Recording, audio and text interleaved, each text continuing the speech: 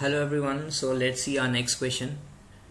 तो अब इसमें क्या कह रहा है कि which of the following groups can not participate in resonance with each other. तो और इसमें यहाँ पे हमें ऑप्शंस दिए हैं, तो इसमें से हमें पता करना है कि कौन सा पार्टिसिपेट नहीं करेगा दूसरे ग्रुप के साथ रेजोनेंस में। तो मान लेते हैं कि यहाँ पे जितने भी ग्रुप्स हैं all are connected to phenyl group. तो अगर एक बेंजीन हम कनेक्ट कर दें हर एक ग्रुप से, and then we can check के is it taking part in resonance with phenyl और नॉट।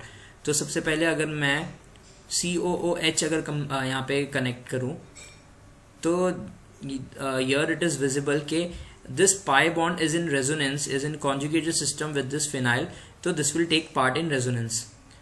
तो ये हमारा जो फर्स्ट केस है this would not be our answer because this is taking part in resonance.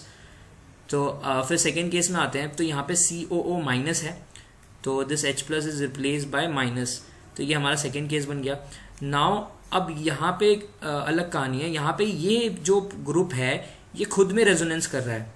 This group is in resonance with खुद ही resonance कर रहा है पाई सिग्मा नेगेटिव, तो ये खुद में रेजोनेंस करेगा, तो this will not take part in resonance with this phenyl group, तो this will be our answer, this is not our answer. फिर सी ऑप्शन हम देखें तो यहाँ पे भी रेजोनेंस पॉसिबल है।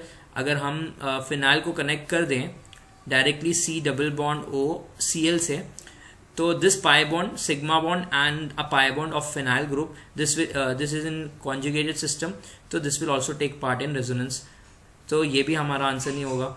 देन डी ऑप्शन अगर मैं देखूं तो यहाँ पे NH3 प्लस कनेक्टेड है, तो now this NH3 plus won't take part in resonance. Why? Because यहाँ पे नाइट्रोजन ने 4 बॉन्ड्स बना दिया है, अब फर्दर वो पाई बॉन्ड यहाँ पे शिफ्ट नहीं हो पाएगा बिकॉज नाइट्रोजन के नॉट एक्सपांड इज ऑक्टेट, तो इसीलिए this will won't take part in resonance.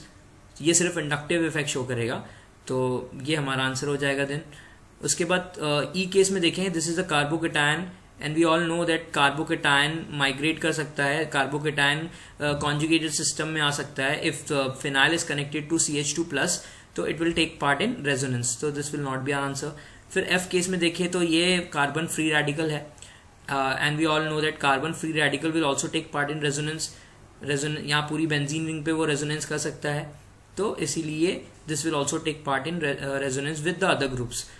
Last case हम देखें जी वाले केस में, इसके अंदर this is connected to phenyl, तो यहाँ पे this pi bond is in resonance with this phenyl का पाई बॉन्ड, तो उसकी वजह इसके पाई बॉन्ड की वजह से क्या हो रहा है कि ये वाला बॉन्ड यहाँ पे शिफ्ट हो जाएगा, एंड देन फिर वो फिनाइल वाला जो कार्बन जो डबल बॉन्ड है वो कार्बन पे शिफ्ट हो जाएगा।